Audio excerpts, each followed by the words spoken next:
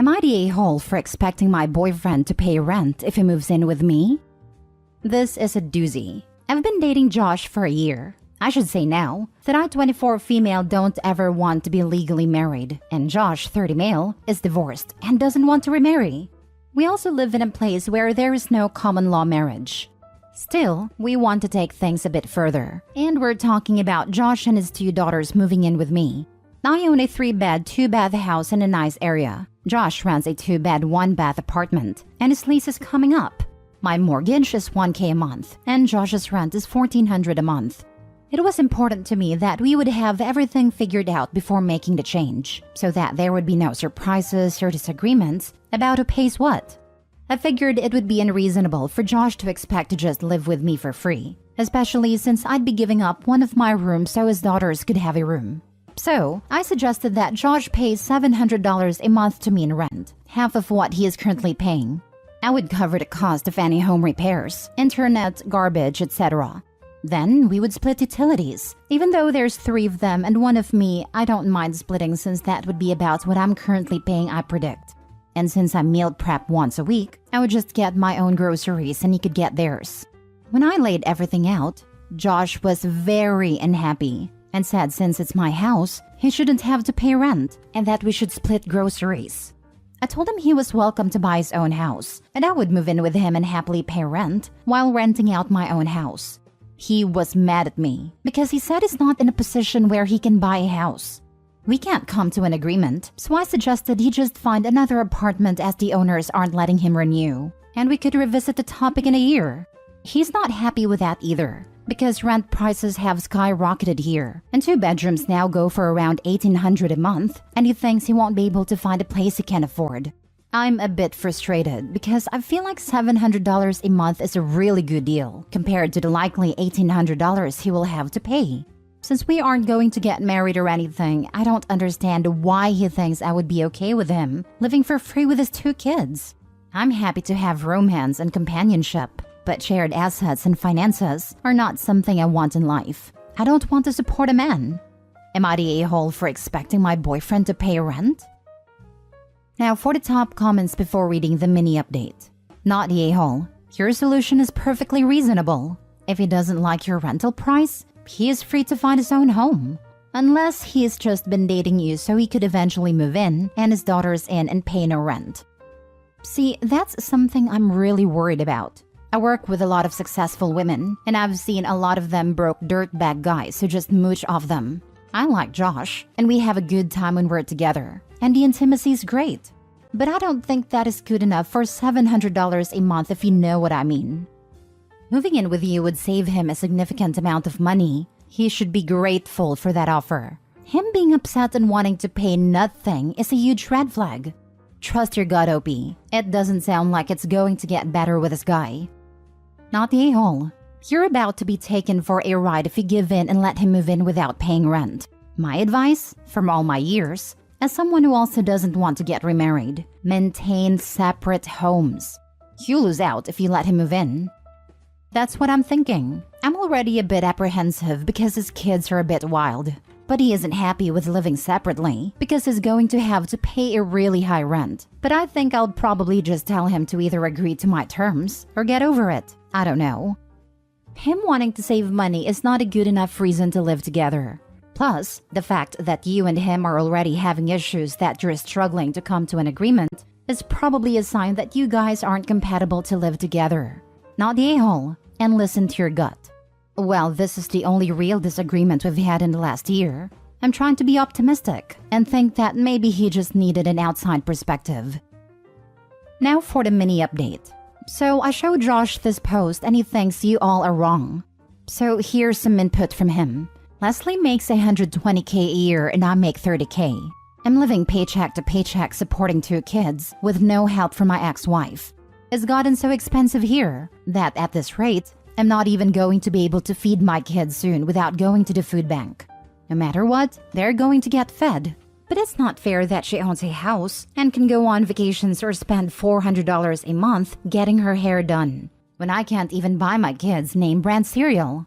She shouldn't charge me to live with her because she should understand that I want to be able to spend whatever I can, giving my kids the childhood that they deserve. Not for me, but for them. So thanks Reddit. Oh, you won, and I'm glad I posted here. After a very loud and angry argument with Josh, I broke up with him. Despite pretty much everyone telling him he was wrong, Josh insisted that I should basically support the three of them because it's what would be best for his kids. He doesn't seem to understand that they aren't my kids, and no one is going to want to bankroll the three of them. At least no one with a brain. The point is, I'm young, good-looking, and I own a house. I can do better than a broke single dad who has no education and a crappy job, who thinks it's okay to mooch off me and scream in my face when I tell him no. Hope your next girlfriend is stupid enough to put up with you, Josh. No wonder your ex-wife left. Next story. Am I the a-hole for counting down the days until my daughter turns 18 so I can stop being legally responsible for her? I married my wife about 2 years ago and she has a daughter from a previous relationship. Early on during our dating period, she made it clear that her daughter has a father and she's not looking for another father for her. The ground rules were set by her, which is that I will be an adult figure but not a parental one. I will have no say in how she is to be brought up, and I can't punish her in any way. Considering she was 14 when her mom and I met and 15 when we married, I agreed to her rules. My thinking is that she's already too old for me to make any difference in her life anyway, so I make it an issue. Fast forward a couple of years and my life has been a nightmare. The girl constantly gets into trouble and has been kicked out of several schools. She lived with her father at a time. She had to move in with us so she could attend a new high school in order to graduate. She's been suspended several times at this high school, but it looks like she'll graduate on time. While living with us, she's gotten into 2 car accidents. One was when she was drunk, and we had to remortgage our house to pay her attorney fees and legal bills. The judge dressed us down in court for not being better parents. I'm not a legal expert at all, but from movies and shows, I know that judges can jail you for arguing, so I bit my tongue and took it. It was humiliating. The girl is a couple of months away from being an adult, and this weekend, I was out with the guys and she came up in conversation. I complained about how much money I've spent bailing her out of trouble, and that I can't wait until she turns 18 so she can face her own consequences. Word got back to my wife and she blew her top. I still don't think I said anything wrong, but I'm staying at a motel tonight. I want to be clear, we're not kicking her out, and considering she doesn't work, she'll be living with us for a while. I'm just waiting for the day she's an adult so I won't be yelled at by any more judges. If you're not a parental figure, why are you paying for these things at all? You're a saint for putting up with this. Not a-hole. Mom wants to have her cake and eat it too. Actually, Mom wants to be a terrible mother and wanted to ruin any possible relationship her daughter and her husband could have had. She is the problem, not the daughter. Dude, why are you so worried about being jailed? Trust me, you are already in a prison of your own making, not the a-hole.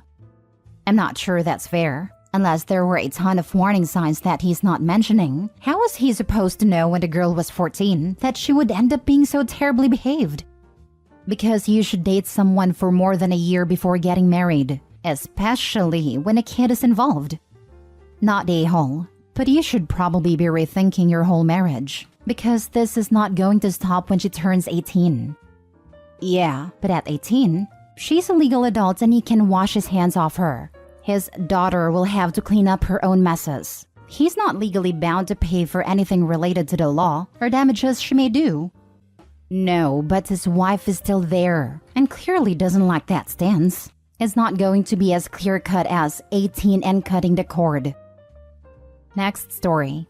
Am I the a-hole for refusing to pay for my in-laws to come on vacation with me? I have been with my partner for 4 years. He has 2 kids with his ex-wife, while I have none and don't plan to. Our household income is okay, and he earns the majority of it. He earns 65% of the total income. The last 4 years, he has insisted that we pay 50-15 to household bills, despite the fact he earns far more than what I earn, and his kids stay with us regularly. I pay half the rent, bills and grocery, which is expensive for someone on my salary. Then he wants to buy a house near his ex-wife so he can be closer to his kids. So he says it's important that I pick up 50% of the costs now, so that allows him to save more of his money for our future. The money he isn't paying into bills, but goes straight into his own savings account, not a joint one. He does not really acknowledge he has underpaid bills the last 4 years. I've calculated is underpaid between 16,000 to 19,000 pounds. When he first moved in, without his kids, I picked up all the bills. I paid out over 8,000 pounds in rent and bills, while I paid around 1,100 pounds towards food. Not long ago, he asked if I wanted to go away for the following weekend. I said sure, and we talked about where we could go. He then went to visit his parents, and later that evening he messaged me an Airbnb link for a lodge by the beach to visit that weekend. He asked if his family could come, and he said he'd pay more than 50% if I agreed to them coming. I don't have any family, plus his mom and dad have beat cancer recently, so I said yes to his folks and grown-up brother coming, and booked and paid for the Airbnb. A few days ago, he wanted to settle the vacation bill and has offered to pay 60% of the total. I've kicked off stating the obvious. There were 7 people in that lodge, and 6 of them were his family. So my portion of that bill should be 15%. Am I wrong? Now for the comments. Not the a-hole, but why are you with this guy? It sounds like you are funding so much of his life and not getting anything out of this relationship other than being so financially weakened. It would be hard for you to leave. Because being alone is lonely. That's what most of these posts boil down to. Am I the a-hole for finally not putting up with this crappy person? OP, ask yourself this question. If the situation were reversed and you made more money than your partner, would you make the same demands that you are letting him make from you? So why are you allowing him to make you struggle and sacrifice when you would never expect the same if the situation were reversed? To answer the post, not the a-hole, and he is 100% the a-hole, because his family may not know what you make, but he does. And he clearly doesn't respect you nor your financial situation in the slightest. Don't accept treatment that you would never expect of others. You deserve an equal partnership with deep respect. You realize he's not going to put your name on that house, right? If that house was really for your future, he would set up a savings account with both of your names on it. He's just using you to pay enough bills that he can save enough for a house, and more than likely, dump you once he's purchased the house. Put your foot down. Tell him the money distribution isn't fair, and you will only pay 35% of the bills, but offer to put that 50% you are saving toward a house and a mutual savings account. And you want your name on the deed as 35% owner. Insist on getting a lawyer and having an agreement drafted. If he refuses, then you have your answer. He's just using you. Also, don't let him gaslight you or persuade you into seeing his side of things.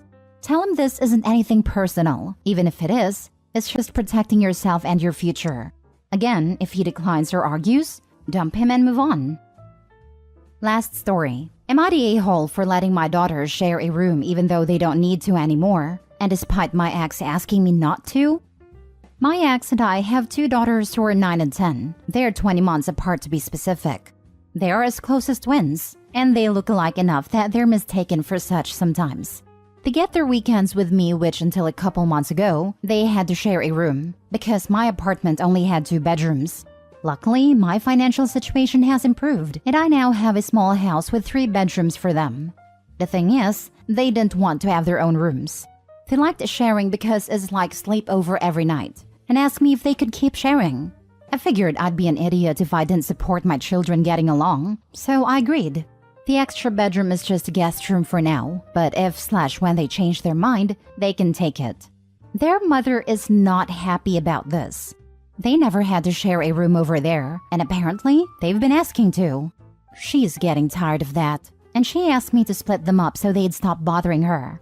I had a talk with them about not asking her anymore, and how different houses have different rules, but I'm letting them keep sharing a room. Their mother thinks I'm encouraging codependency and that this isn't healthy, but I've seen no sign of that. They're in different grades and classes, have different friends, and do different activities and cope fine. They're perfectly healthy, happy kids, and I see no harm in what I'm doing. But she says I'm going to cause tension between her and them by letting them do something they can't over there. Not the a-hole. Your ex seems pretty controlling and doesn't want her daughters to be happier in your place. I don't see anything wrong with them sharing a room if they want to. They're little kids for Pete's sake. That's it exactly.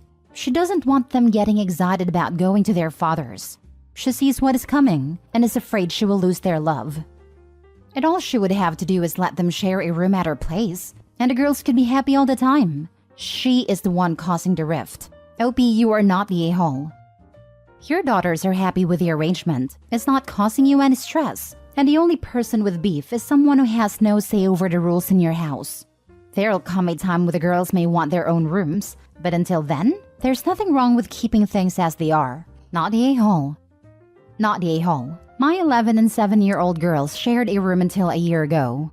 I try not to let them sleep in each other's rooms on school nights, but most weekends, they spend at least one night in one another's rooms or beds. The amount they and yours are sharing is not harming them at all.